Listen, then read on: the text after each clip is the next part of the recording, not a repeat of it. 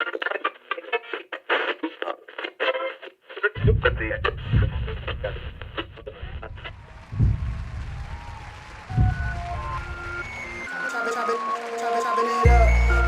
with G and Z. Chopping it up. Chopping it up.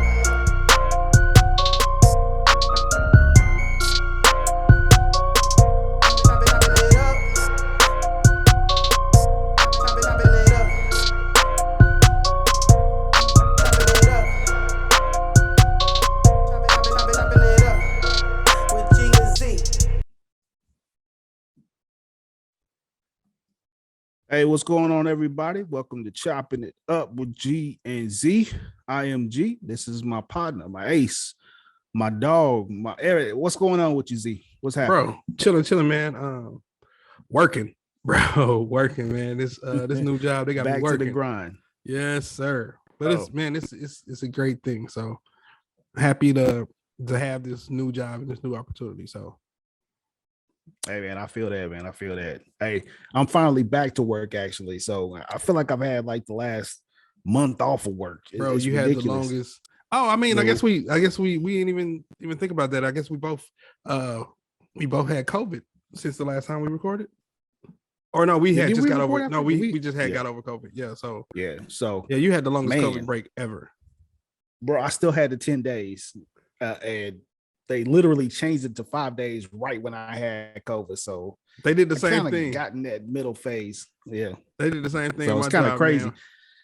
And it's amazing when you have 10 days off of work, which you just feel like, oh my God. Bro. It's one thing, and that's what I kept on telling people. It's like, it's one thing, everyone's like, oh, I bet you feel rested, or you know what I'm saying, you enjoyed yourself. It's like, bro, it's one thing to be off work for 10 days and you can do whatever you want to. It's another thing to be off work for 10 days and you got to stay in the house for 8. In your room. Yeah, Yeah. like, bro, that wasn't fun. Yeah. No, that wasn't cool, man. It was crazy. Well, the only cool thing about it is that me and my wife got it at the same time. So at least I had Yeah. somebody to play Monopoly games with and chop it up with in the room because we both had COVID at the same time. But Yeah. it was still rough, man. Like we was sitting there looking at each other like, okay, baby, we've been in this room for 3 straight days. What are we gonna do?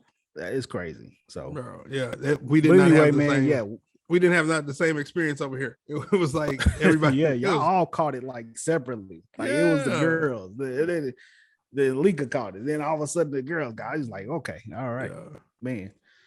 Hey, man. So we survived the Omicron. I guess we can make T-shirts about that. The honestly. Omarion.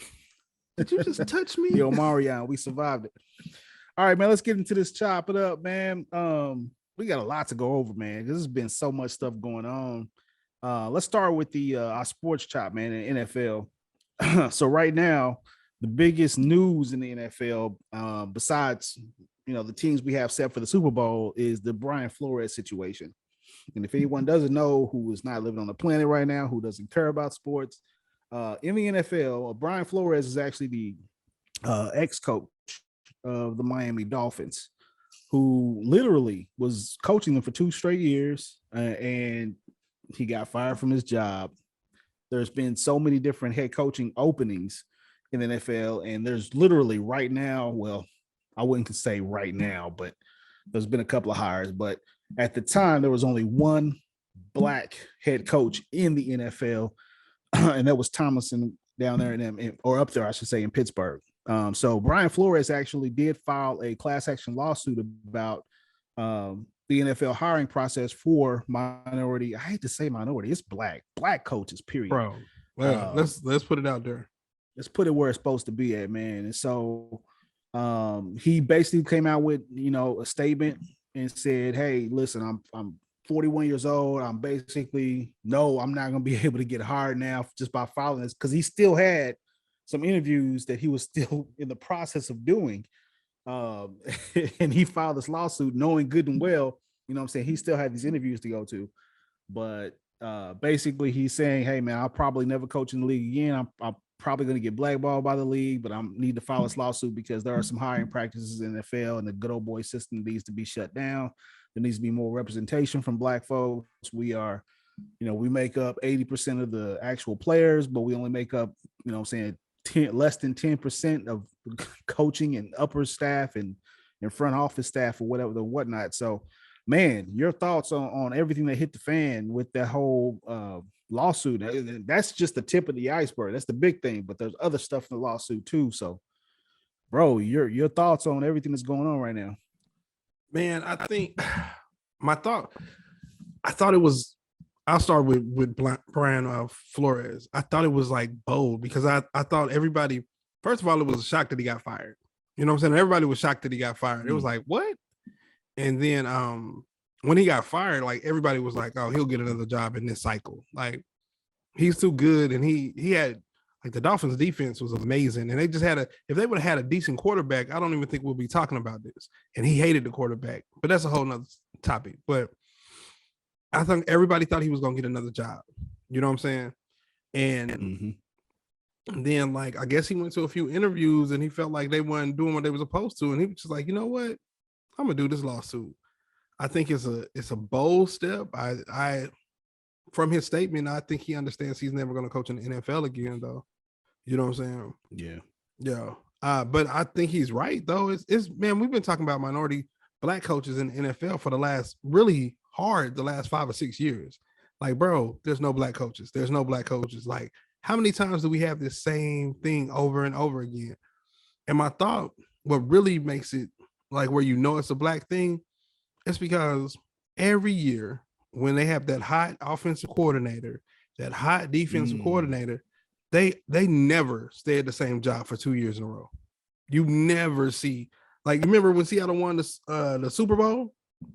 Their offensive coordinator got a job, their defensive coordinator got a job. You know what I'm saying? And it's like that in NFL every year. But Eric Bieniemy for the Kansas City Chiefs, yeah, bro, he barely get interviews, and he has not got a job in Kansas City. Is the best offense in the league 4 years in a row, or top offense. Yeah. You know what I'm saying? Then you think the defensive coordinator for the Tampa Bay Buccaneers the last 2 years, Byron Leftwich. Well, even Tampa Bay. Byron Leftwich. You said what? Leftwich, yeah, Byron offensive Leftwich. Coordinator. Last 2 years, nothing. Then we talk about right now the defensive coordinator for the LA Rams, nothing. Like, bro, it's like it's a different, and we talk about it when we talk about jobs, but it's like it's a different standard for black coaches. Like, you have to prove yourself for like 5 or 10 years before you get a job. The black coach from who Houston hired last year was like an assistant. No, talking about, yeah. Was like an assistant in Baltimore for like 20 years before he got a head coaching job. And like, it's just, to me, there's no way that you could tell me it's fair when every year a coach from New England gets a job. Every year. Josh McDaniels was terrible at Denver. Terrible. And y'all mean to tell me that his name comes up? He's turning down jobs every year. So, bro, it's something wrong. Yeah. And then when he kind of described the situations, when he was like the Bronx, like John Elway, them like showed up drunk and like they just ran through the motions, and then like them telling them, we got an interview for you tomorrow. And Bill Belichick was like, I think you'll get a job. And he was like, oh, I apologize. They already gave it to so-and-so. Well, he done already said that before his interview. So like, no. So the crazy thing is that, so with the Bill Belichick thing, Belichick sent him the wrong text message. Oh, he thought he was Brian. Oh, he thought he was the Brian who, because they both worked under Belichick. Okay. And so, can you imagine, dude? Belichick don't even know how to text right. That's like, terrible, man. Bro, you sent the wrong Brian. Like, hey, congratulations. I think they're really looking at you. And he was like, oh, really, coach? Cool, because I really want that job in New York. Then he sent him a text message back and was like, oh, oops. My bad. I was thinking I was talking to the other Brian. They giving it to the other Brian. I didn't know. Okay. Brian. Well, then that makes sense why he included the text. Yeah. Somebody you imagine was like, going to the interview knowing that you don't have the job? Like they've already decided who they're gonna give this job to. Yeah. So Belichick sent him the text message 3 days before his interview with New York. So he went to the New York interview knowing that it was a sham interview. Like, okay, they already picked Brian, bro, the other Brian, not mine, not me, the other Brian who worked with Belichick back in the day. So I mean, it's crazy when you think about it, and just, man, the league has, you know what I'm saying, all these years of, can you imagine, man, working at a place like we work for these big companies right now. Me and you both work for big companies. And I don't want to say who, but if you already know who I work for, so I don't really care. But I work for AT&T, huge company, right? So imagine if AT&T got we had to make a law specifically for AT&T saying, man, you have to at least, you don't have to hire them, but you have to at least interview black people for management positions. Yeah. Like that's how bad your company was. Like yeah. The league has never had black coaches. And they've only had like a sprinkle of them, a couple of them here, 1, 2, 3. And even if they are successful, like we still, we don't really like that. We don't really like to have, we don't mind players, but we don't really want black coaches. We don't want black front office people. Yeah, I'm about to say. They make a rule, a specific rule saying you have to at least, you know what I'm saying? You have to at least examine whether you need a black coach or not. Like it's crazy to me. And then on top of that, if they hire a black coach, they get better picks. Like they actually get incentives to hire black coaches, and they still have not hired black coaches. Bro. So what does that tell you about the league, man? And I heard this argument. I can't even remember where I heard it from, but it was like the best argument ever. So, man, like basically, if you wake up tomorrow, let's say we both woke up tomorrow and we don't watch the NHL, the National Hockey League. We don't watch that. Mm-hmm. But the National Hockey League is like 90% white. Like we could probably, you know what I'm saying? You can ask Google, like how many black players in the NHL. They'll probably say like, what? Yeah. There's only like 2. But can you imagine if the NHL had, we woke up tomorrow and like 80% of the coaches in the NHL were black. People will be like, wait a second. You know what I'm saying? How is this possible? The NHL? Why would you have black coaches and all of these white players? Yeah, people would be like, well, that doesn't make any sense. Something must be going on. There must be a push to get, you know what I'm saying, black coaches. The NFL has been saying for years, we need to do something about it. We even put a Rooney rule in. And as of before today, before these new hires, there was only out of 32 teams, 1 black coach. But the league players is like 85%. Yeah. Like, you can't tell me that something is wrong with that.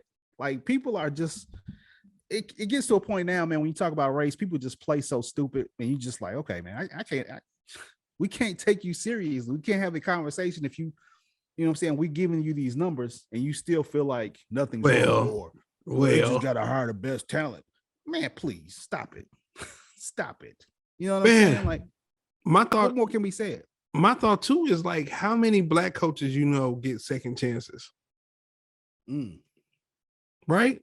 Because we could go and look down the list of white coaches who get second chances, no matter how terrible, bro. They talking about the and they're talking about the coach general management positions. Yeah, you're talking about the defensive coach for the Cowboys, the defensive coordinator, Dan Quinn. Yeah, Dan Quinn. So Dan Quinn was the defensive coordinator for the Seahawks with the Legion of Boom. He got a job in Atlanta. He did good in Atlanta for like 2 years, and then he was terrible for like 6. Well, maybe not 6. He might have been terrible for like 2 or 3. But he was the one who choked off the Super Bowl, and then they were terrible afterwards, right? And then now this summer, they're like, should the Cowboys fire Mike McCarthy to hold on to Dan? You know what I'm saying? Like, bro, he's already proved that they're trying to actually get him in the like, why are we giving him a second chance when Lovie Smith got fired for being over 500 for like 6 seasons in a row, taking the Bears to the Super Bowl without a quarterback, and they was like, well, we want to be better than just reach the playoffs. Or the coach for Detroit, Caldwell, like Jim Caldwell, like he got fired from Indianapolis before he went to Detroit, right? Yeah. But in Indianapolis, like he went to a Super Bowl and they was just like, well, we think we're better than 12-4 every year. Like, so why every time we get a black coach, 12-4 and 10-6 in playoff bursts is not enough? But then you have these white coaches who continually be terrible for year after year and they keep on holding on to them. Man, it don't make any sense, bro. It just doesn't make any sense whatsoever. bro, at some point, us as black people got to really sit down and talk about the NFL and like how we're not going to support it. Like, I do understand that 70% of the or 80% of the players are black, and I do understand like, hey, you have to support your people. And I definitely, you know, what I'm saying, I watch the NFL just like everybody else. But at some point, we as black people got to be like, look, until y'all do right by us, man, we can no longer participate in this system. Like, we can't support this. Or like, my thought would be like, you know what would be amazing, man, if everybody, and I would love to do it, and I know you can't, but I would love if everybody did not watch the Super Bowl this year and tune in for the halftime show and just show you. Yeah. Like, let me tell you how important black viewers are to y'all numbers. Mm-hmm. Because honestly, that brings us to our next segue, actually. Let's talk about a Super Bowl preview, man, because we'll get back into the halftime show in just a little bit, because that halftime show is going to be something amazing, if you ask me. Like, this has to be probably the best Super Bowl halftime show lineup that I've seen. Oh, best lineup ever. Oh, man, basically, bro, let's get into the actual game itself. So, bro, we have unexpected. If you ask me, this is like unexpected for Super Bowls, right? We got the Cincinnati Bengals, your old team, my old team. Like, I stopped following last year. Z, let us start following. Dust off your Cincinnati Bengal gear, bro, and come back in and be like, hey, yeah, you know what I'm saying? I was a fan back when I was 10, 12, 13, you know what I'm saying? I was a fan back last year. Bro, so we got the Rams versus the Bengals. And who are you thinking, man? Man, I like the Bengals, man. I think they have a defense that's like scrappy, and you know what I'm saying, and they play well. Going back after the conversation we had last week and looking at the game, the conversation we had in the last podcast, and I remember you talking about how terrible the offensive line was, and then I watched the championship game, and I was like, that line is terrible. You know what I'm saying, bro? So yeah. But I think Cincinnati is good all the way around, man. I just think they don't have a good offensive line. But man, the Rams is good, bro. You know what I'm saying? When you have Aaron Donald, like, and then you have like 50% of Von Miller, bro, that's gonna be hard to stand up with, man. And then I think if the Tennessee Titans can sack him 9 times, bro, I'm just like, Bro, Aaron Donald might have 5 or 6 sacks on his own, bro. Like, it's gonna be terrible. It's crazy. It's like, you know how we always talk about like the teams that have a bad quarterback and they still win championships, like Trent Dilfer and those people. Yeah. But it's like, bro, they have excellent wide receivers, they have excellent running backs. The quarterback is good. You know what I'm saying? But that line is terrible. So like, it's like we're gonna win. Even with this terrible line, we're gonna give up 9 sacks to the Titans and still win. You know what I'm saying? And still get the W, man. Yeah, I gotta say this, man. I really like Joe Burrow. I feel like Joe Burrow is like the new Joe Namath of this century, man. I ain't mad at it, man. I could literally see this dude coming to the Super Bowl with a big old fur coat on, some Versace glasses. Yeah. You know what I'm saying? Just Dude is you gotta like Joe Burrow, man. I do. I like him and Jamar Chase. I feel like those two will be like the new Joe Montana and Jerry Rice. You know what I'm saying? They could be. I think Burrow is good, but Chase, bro, and I think and I don't want to take anything from either one of them individually, but if they were together when they beat OU like that, right. And my thought is like, how great is their chemistry that they so good they can transfer what they did from college to the NFL, to the pros. Yeah. They're both. I mean, to me, they're both excellent. Yeah. But we've been seeing that though, and I don't. The thing is, man, like everybody's picking the Rams right now. That I see, they're like, hey, I mean, and I understand why, because the Rams on paper, you just like, bro, they got all these big names, flashy. You know what I'm saying? Like you got LBJ. You got the Cooper Cup. Oh, you said LBJ. I was like LBJ. Oh, you mean Odell? Yeah, Odell Beckham. No, yeah. not the president of LBJ. No, but you got Matt Stafford, and I'm a Detroit fan, so I'm always like, I want to see Stafford get a Super Bowl title, since I know he wasn't gonna get one with Detroit. But at the same time, I'll be like, man, I kind of like these young cats in Cincinnati, so I have no stake in the Super Bowl. I feel like I would be cool with whoever actually wins it. I kind of do like the whole brand new newcomers coming in, because man, the league is there's always that turnover quarterback. So Tom Brady's finally retiring out. Get these fresh new quarterbacks in. Mahomes is almost like the face of the league. Big Ben is gone. I think Aaron Rodgers is like that last of the crop. He is once he retires.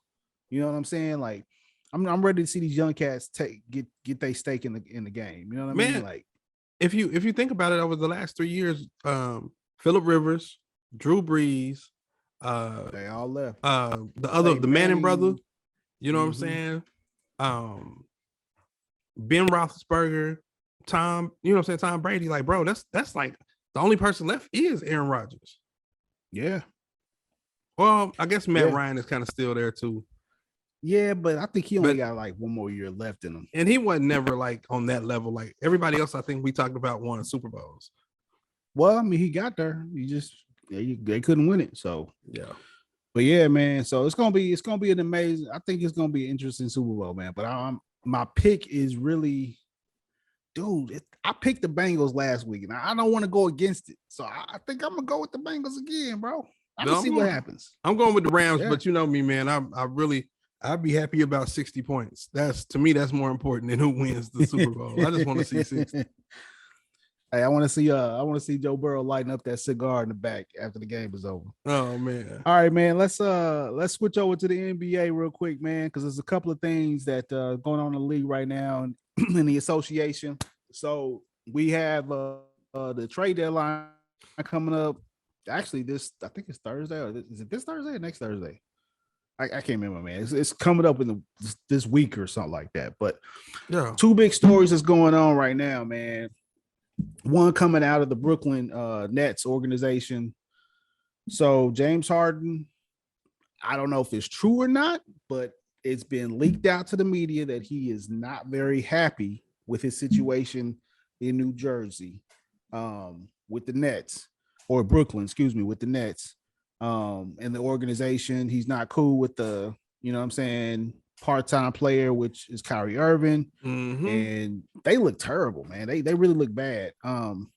What do you think about that whole situation, man? You feel like they're going to trade James Harden? You feel like it's right for him to be upset if he is upset? So I'm going to go back to my last statement that we just talked about.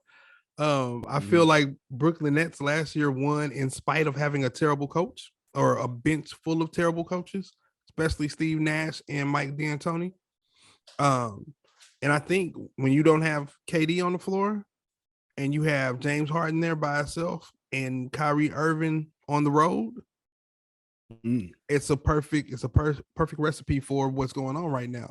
My thought is James Harden is like, I could go somewhere and score 40 a night. Right? I could go somewhere and score 40 a night. No? I still think he can. But my thought is, he's like, I've sacrificed that to chase a championship, and this dude won't even get a vaccination. You know what I'm saying? Like, the thing is, like, bro, I could be somewhere, man. We in the NBA. I was in Houston, the face of Houston for the last 6 years. I was in the Western Conference Finals like 4 times. Like, bro, man, you know what I'm saying? Or like, even if we don't talk about that, I was top 1, 2, 3 in MVP voting for the last 5 years. Bro, I still have plenty of basketball left in me for me to be over here with this dude who's not even committing to our team. So, and then my last thought too is like, we've always heard the same thing. James Harden and KD are super cool. I've seen it, witnessed it myself. I know how cool they are. Yeah. KD and Kyrie Irving are best friends. Ain't that what they say? Nobody has ever said anything about James Harden and Kyrie Irving. Yeah. Yeah. I mean, man, so there's a couple of things that I take away from it, man. I understand James Harden. If this is a true story, which I don't feel like you would let that leak out into the, you know what I'm saying, the press, unless it was some truth to it. It's got to be some truth to it. Yep. You know what I'm saying? He might stay, and this may not be some big thing, but I would understand where he's coming from, just with the subjects and what you said, the points you made. You know what I'm saying? I'm coming into the situation where I'm leaving, you know what I'm saying, my role in Houston, which he did ask out of. But I'm coming here because it was the James Harden sweepstakes. You know what I'm saying? Like whoever could get their hands on it, he literally had his choice of where to go. But where do chose? And I'm sorry to interrupt you. Man. But my thought is right on that. The first team we thought he was going to was where? Philadelphia. I thought he was going to be a Laker, to be honest with you. Oh, I thought he was going to Philadelphia. Because the GM. Philly. I mean, the GM. Yeah. The GM from Houston who brought him in went to Philly. And I said, like, oh, he's going to Philly. Which would have actually been a great trade at the time because everybody was talking about Ben Simmons at that time for James Harden. Which, can you imagine James Harden and, you know what I'm saying, Joel Embiid doing anything together? Nope. I mean, I think it would be a great basketball to watch, but great basketball to watch. You know what I'm saying? But nah, man. So like you get a call from Kevin, you know what I'm saying, or KD was like, hey, I need you up here. Gonna be the big three. Got Kyrie, me. I don't think he was actually. I think it's two things, man, because I feel like James is watching how the team is treating the whole Kyrie thing. I don't think it's absolutely got to do with Kyrie because I feel like if they're on the court together, they can win together. Because remember last year when Kyrie was like, hey, James is the point guard. You know what I'm saying? The way he does this, the way he does that is dope. And I feel like they can click when they're all playing together. But I feel like when James Harden sees that Kyrie can get away with just playing, you know what I'm saying, half the games of the season and they're still cool with it, but he comes in overweight and they ain't cool with it. You know? Oh, I didn't even think about that. Yeah.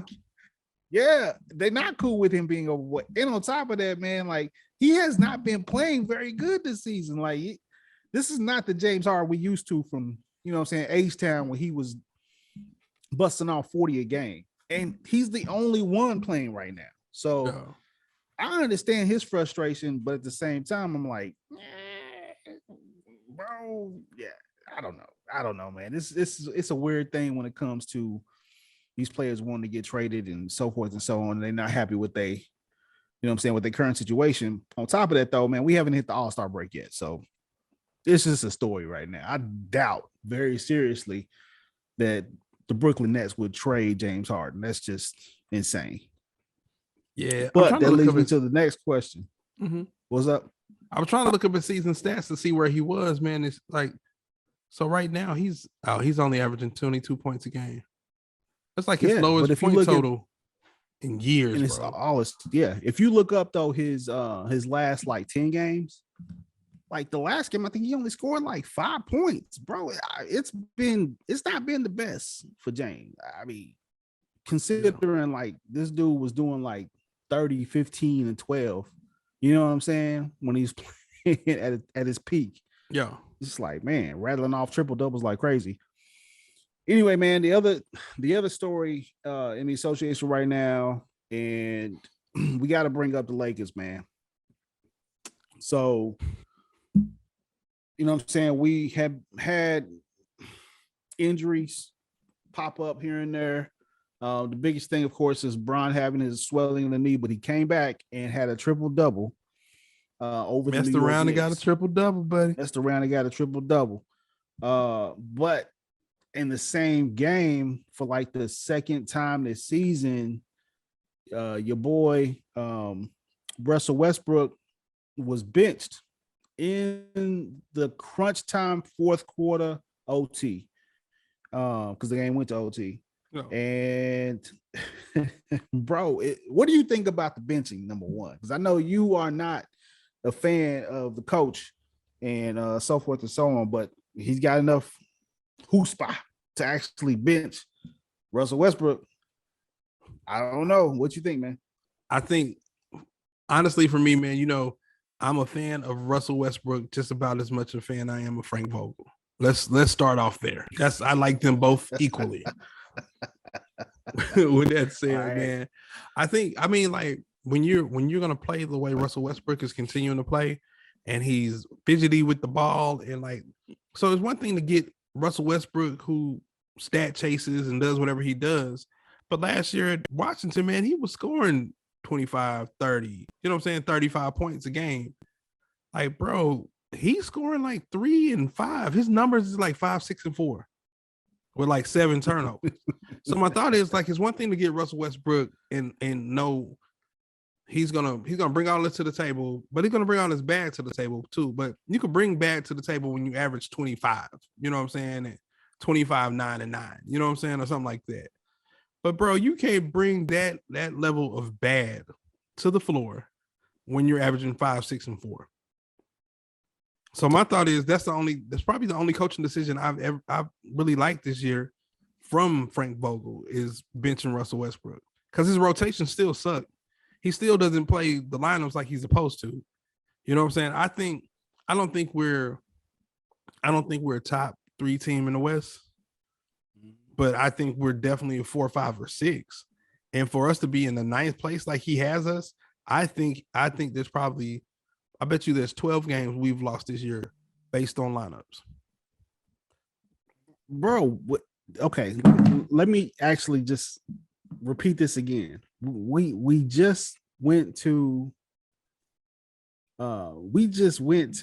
overtime with the New York Knicks. We're not talking about overtime with, you know what I'm saying? I don't know. We lost to the Clippers again. And we have not won the Clippers all season. We've lost to OKC twice. I mean, it's the bad teams that we can't even win against. And when I watch us play, man, I'm just, something is not there. All right. I don't know if it's our age.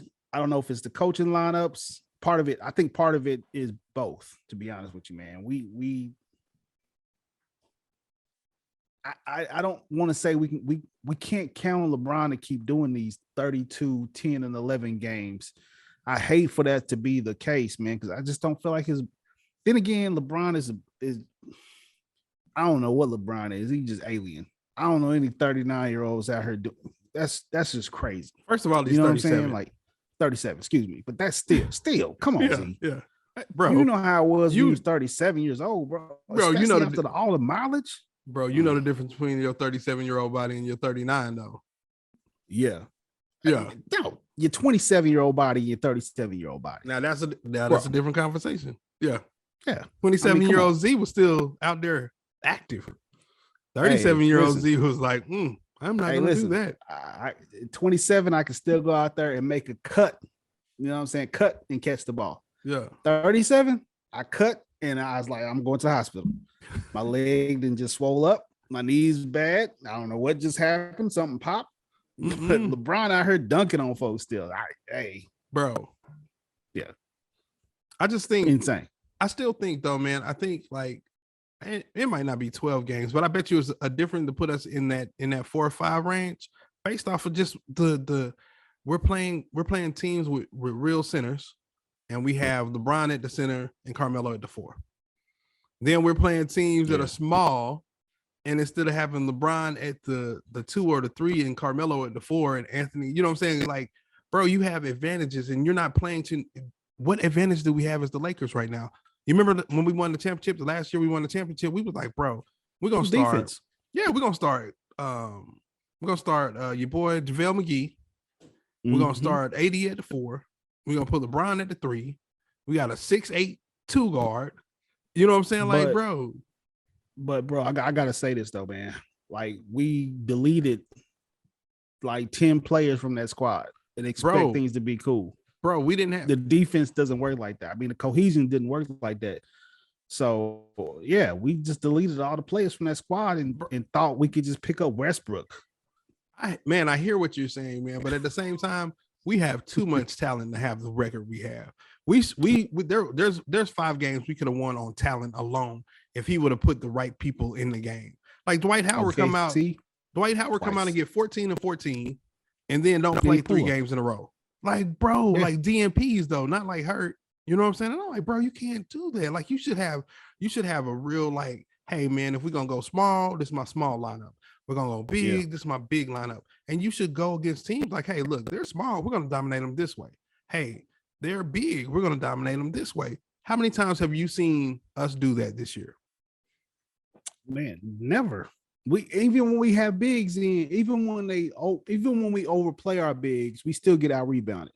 And I don't know if that's just because everybody's shooting threes and we getting long rebounds, but still, it shouldn't matter.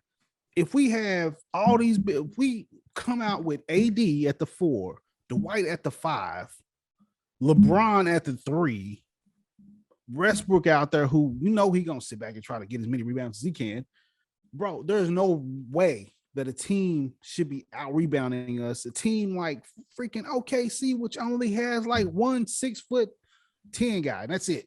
It makes no sense, man.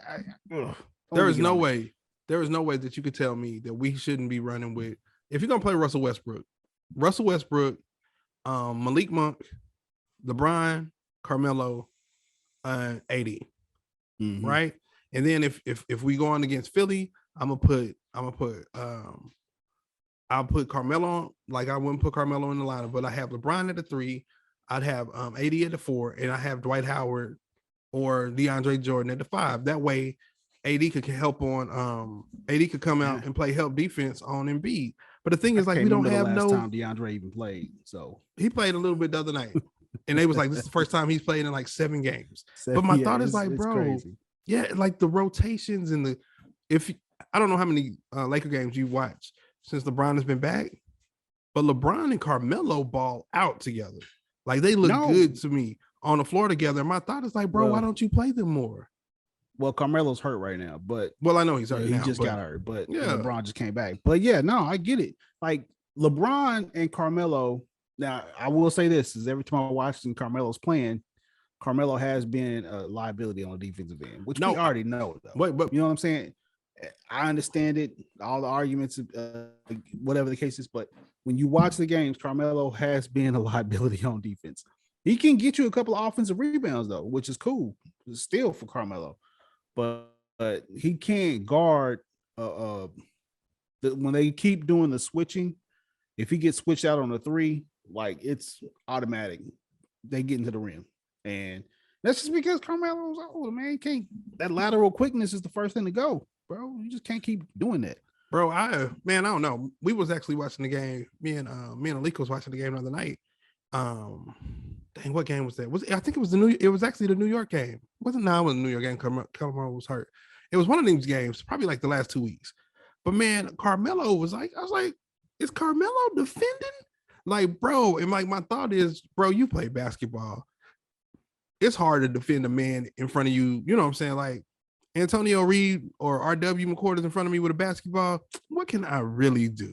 You know what I'm saying? Nothing. But the thought is you try your hardest. And that's how basketball defense is. Like, long as you're trying, that's like 50% of the battle because you're trying.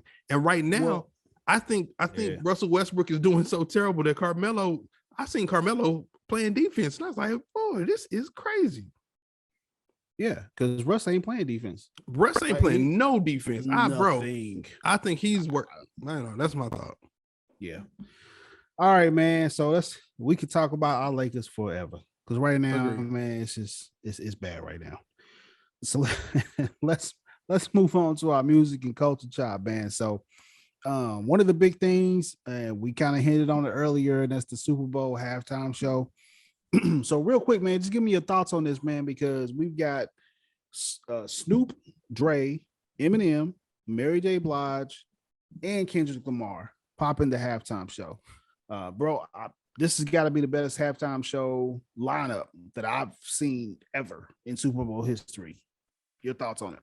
The best producer ever, the best hip hop producer ever. Okay. The queen of hip hop and R&B. Right? Yeah. The best rapper out today, Kendrick. Yeah. The best white rapper ever. Is this Snoop? That's all you gonna give Eminem, man? And Snoop. Bro, you know how I feel about Eminem. Eminem he's a hell of a rapper. He's not for me, but he's a hell of a rapper, man. So I never take anything from him, man. But bro, at least say Detroit's greatest MC so far. You know how I feel about Royce, bro. Besides who? I said, you know how I feel about Royce. I always felt Royce and Eminem were like neck and neck. Really? Okay. Yes, bro. Okay, The first, the Slim Shady LP, like the first, he had a song called "Bad Meets Evil," and I remember listening to the song, and I was like, well, I know who this Eminem is. I was like, but who is Royce the 5'9"? Because he is killing on here, and that was years and years. He just never had, we could talk about that all the time. Cloud like Eminem had, and that's just Eminem had a machine, and he had his, he had his thing. But I'm never gonna be mad at him. Eminem can go in any freestyle battle, any rapper we talk about, Eminem can go and rap with him, anybody. So I'm never gonna take anything from it. But I'll give him that. I think he's the greatest white rapper ever. Like, period. Man. No one close to him. I'm not gonna be lie, dude. So I'm actually more excited to see Kendrick pop up on stage. And the reason why is because I feel like Kendrick hasn't put out anything brand new yet in a minute. Yep. And so I'm hoping to see, like, you know what I'm saying, Kendrick bust out the hits, but also like afterwards see if Kendrick will say, okay, I'm dropping this right now. You know what I'm saying? Like, I think that would be dope if he did. I think it would be cool, but I think the format and then the people that you the people that you're on the stage with, it's not time for experimenting or to play some new stuff. You got no. But I'm saying, like, if he drops something right after this. Oh, you mean after the show? Okay, yeah. So like if he came out and he did like Damn, he did like, you know what I'm saying, everything from How to Pimp a Butterfly. I mean, just everything that he's had out there. If he just does snippets and just, you know what I'm saying, does all his hits, and then all of a sudden the show ends and you hear online Kendrick just dropped something. His whole album. That would be amazing. His whole album just dropped. Yeah. I think that would be like dope. So, I agree. But I think when you're on stage with Eminem, and like, I'm not, obviously, I told you, we just talked about Eminem, but man, just thinking about, Eminem gonna do like the 2 songs with Dre. What's the difference? You think he'll probably do What's the Difference with Dre? Because Dre's gonna be on the stage. And then that's the, what's the song where Eminem and Dr. Dre was talking, and like Eminem kept on threatening to do stuff, and Dr. Dre Bad Conscience or you're kind of speaking. God dang it, man! I don't even know. I can't even name the song. You know what it is, but the video where they were together and they was like talking through choices, like ladies, so and so and so and so, and then like, yeah, bro, they gonna do that. So either that, and then like all the hits that he could do with Snoop. Then, you know what I'm saying? If you even think about the Dancery song is a Dre song. In this Dancery, that's a Dre song. So, bro, when you get on stage with them, man, you gotta, bro, it's gonna be humble, DNA. You know what I'm saying, bro? DNA, Be Humble. Oh, man, he got so many hits though, so it's gonna be it's. And I mean, you couple that with Snoop and Mary J, which is like just classics everywhere. So, bro, this is gonna be a crazy halftime show, man. I got to give it to him, man. Yeah, I'm definitely looking forward to. I haven't looked forward to a halftime show like this probably since Prince. I think I look forward to Prince. I look forward to Janet Jackson. I look forward to Michael Jackson. I think those are the only people I've ever like really been like, who's gonna be on the halftime show? Yeah, and you see what happened with Janet though. But bro, when you watch the documentary, I want to talk about that because they touched on it in the documentary. Did they touch on it? Okay, yeah, just a little bit. Man. And we'll talk about it once you watch it. Okay. All right, man. So also in music news, there's another versus coming out. And it's gonna be between Anthony Hamilton and versus Music Soul Child. Yes, sir.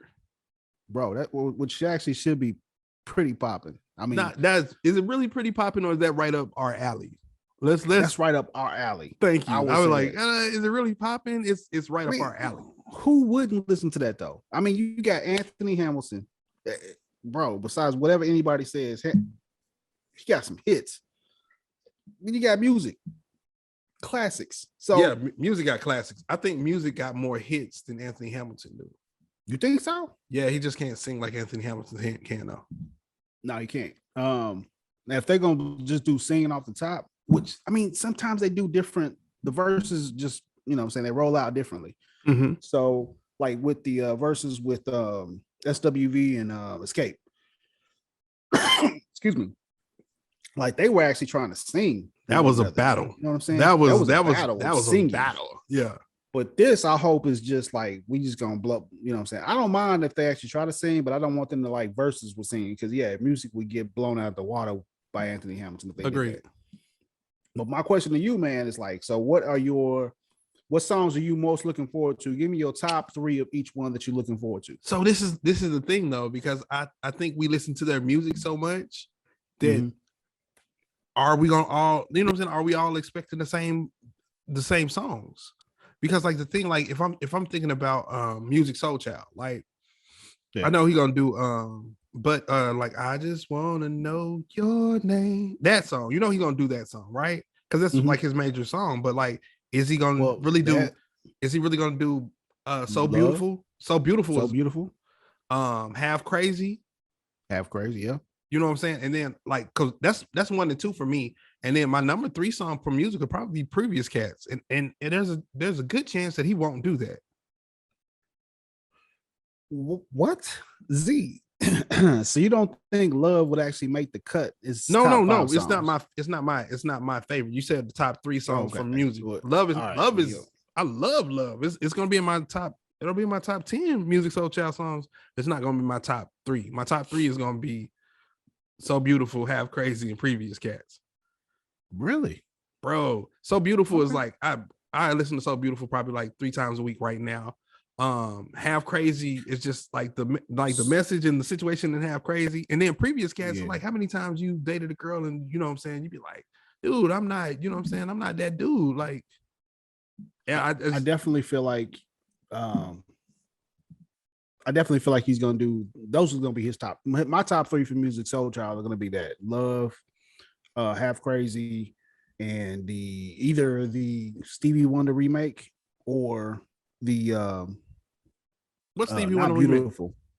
He did the Stevie Wonder remake like on his oh man, I have to pull it up. But didn't he do that with Martian Brothers or somebody? It was like on a soundtrack, wasn't it? Yeah, no, it was somebody, but it was dope. Okay. Twisted.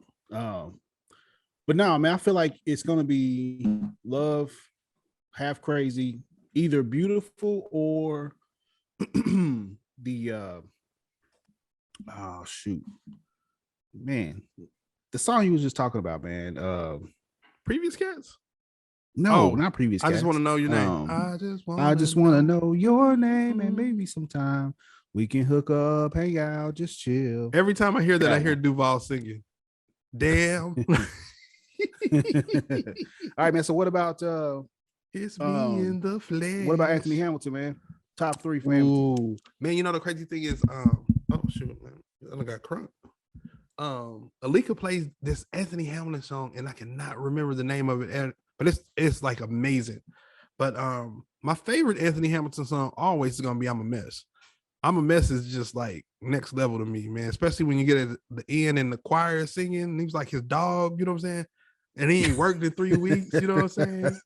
Dog like that, bro. That's feelings. Not Charlene, man.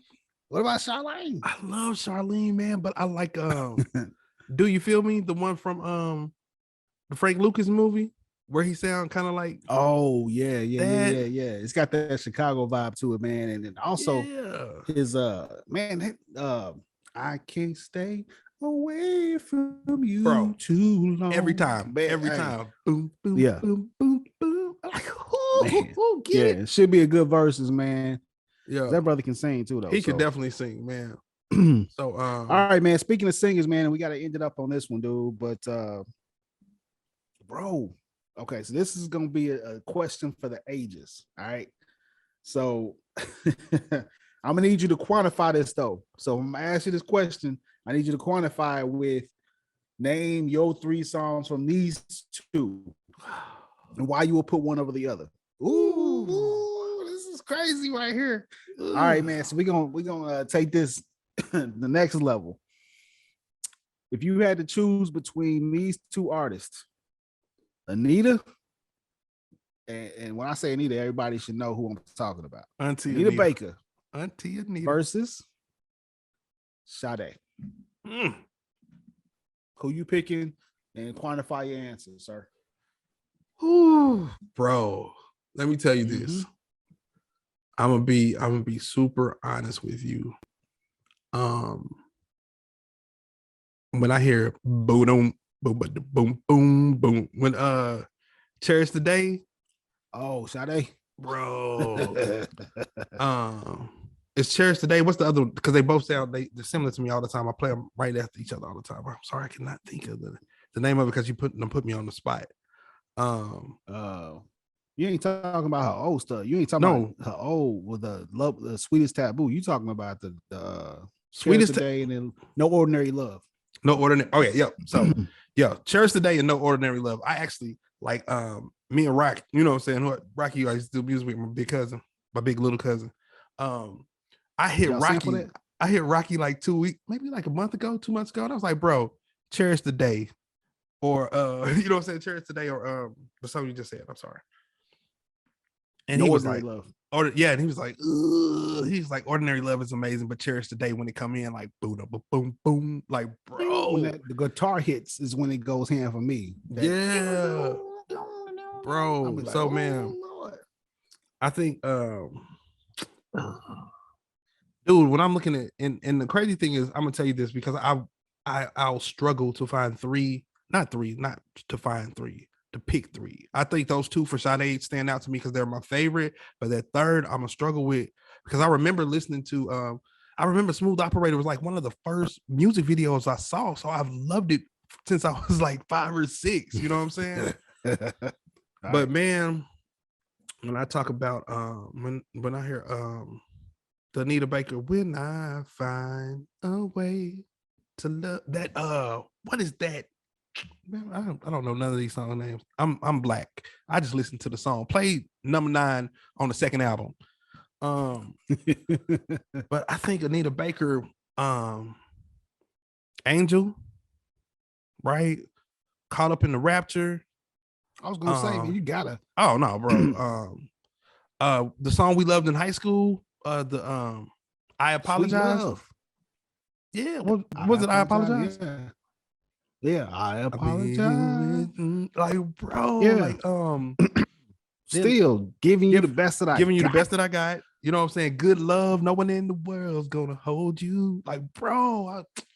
And then I listened to the Anita Baker when she was in Chapter 8. The it's an old Anita Baker, but when she was in a group, I listened to that song too all the time too.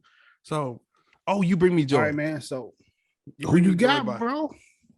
I'm gonna have to go with Anita, and I love Sade, but you going with Anita? I go with Anita. I can't knock either one, man. I can't knock. But who you going with? So here's my thing, man. So I feel like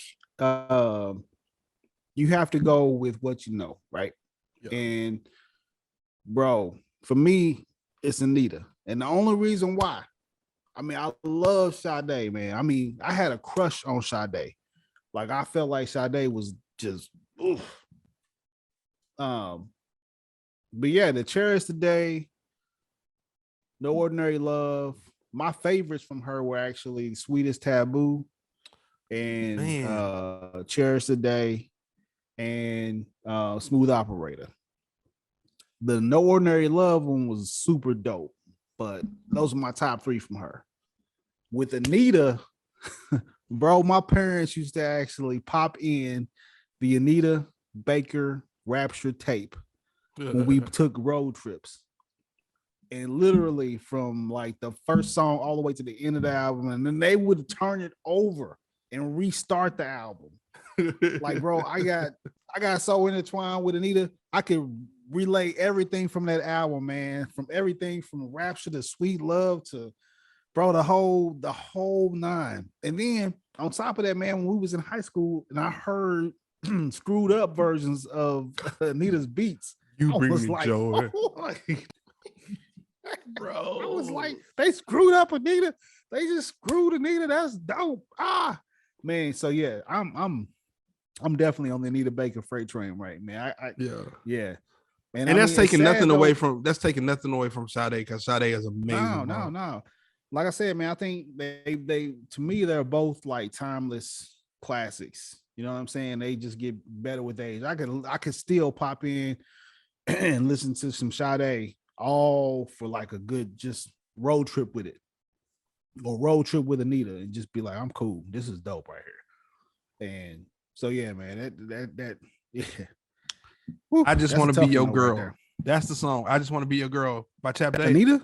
Yeah, you remember that? Oh, the group she was with. You talking about the group she was Yeah. with when she first released? Bro. Okay, That's the man. bro. I don't know, man. I still feel like what's the song, man? It's called oh man, what is the song called? It's on the Rapture album. Dang. Oh,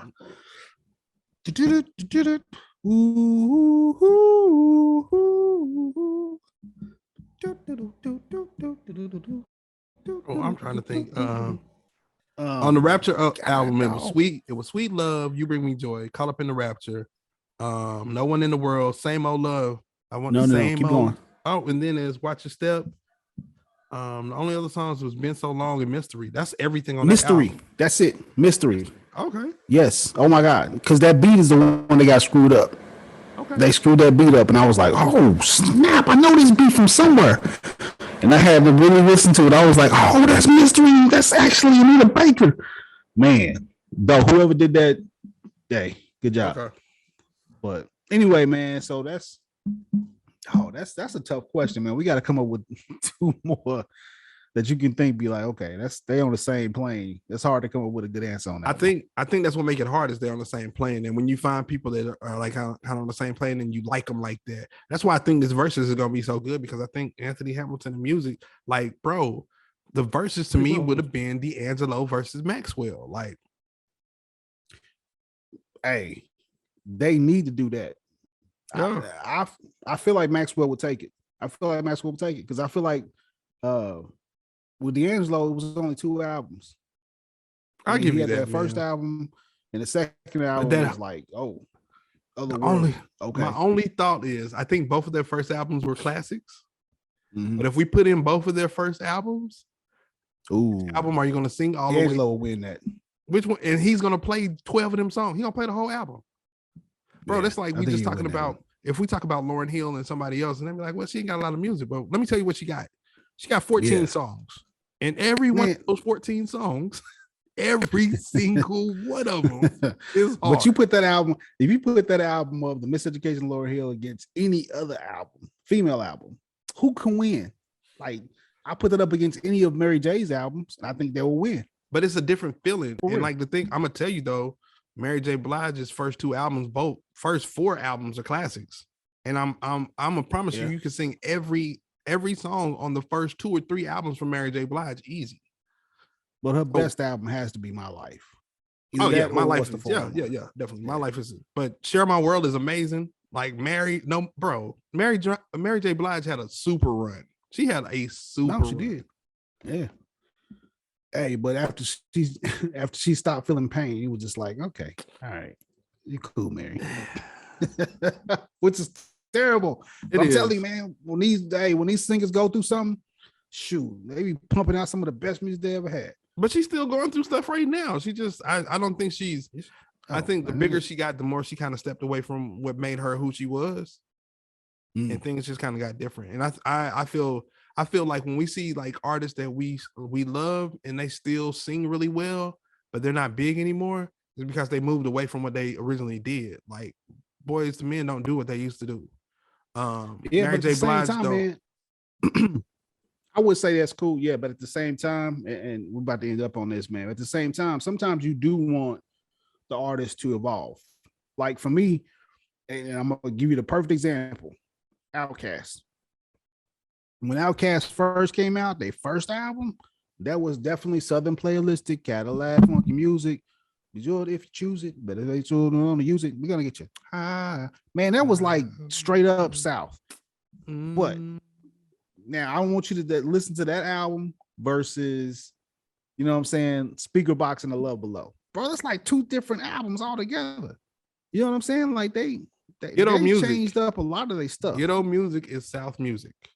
The song with Ludacris, that like I'm gonna tell you the Big Boy's whole album was still Southern music. Well, yeah. I mean, I can give you that, but I mean, still, they Bombs Over Baghdad is the evolution of Miami bass music. You hear me? That's still Southern music. It's an evolution, and that BPM is crazy. But that's Southern. That's still Southern hip hop. Yeah, but they still like. You know what I'm saying? Everything from. I get your point. Though. Everything from you know what I'm saying, Southern Playlists to Cadillac Funk Music to Elevators to Aquemini to, you know what I mean? Like, yeah, you are the prototype. Like, I mean, dog, they switched it up, and I like that. I like that evolving stuff because I don't want to hear the same things. Sometimes I don't. I want to hear. Hey, if I want to hear UGK good, the way I heard UGK every time. Yeah, that's different. Yeah, that's different, man. I'll take that. All right, bro, man. So, any thoughts, man, or anything you need to add on? That's the show for the day. Nah, man, I'm good, man. Thank y'all for supporting us. Hopefully, we'll do some more episodes in a timely manner, but definitely, you know what I'm saying. Thank y'all. That's it. That's what I got. All right, man. Bet that. Hey, appreciate everybody for checking in to us and watching us. Make sure you like and subscribe. We're anywhere you can get your podcast from, whether it be on YouTube, Spotify, Apple, whatever. Doesn't matter. Yeah, Google. Find everything. Pandora, Chopping it up with Zee and G. Amazon. We appreciate y'all. All right, my dude. Yes, sir.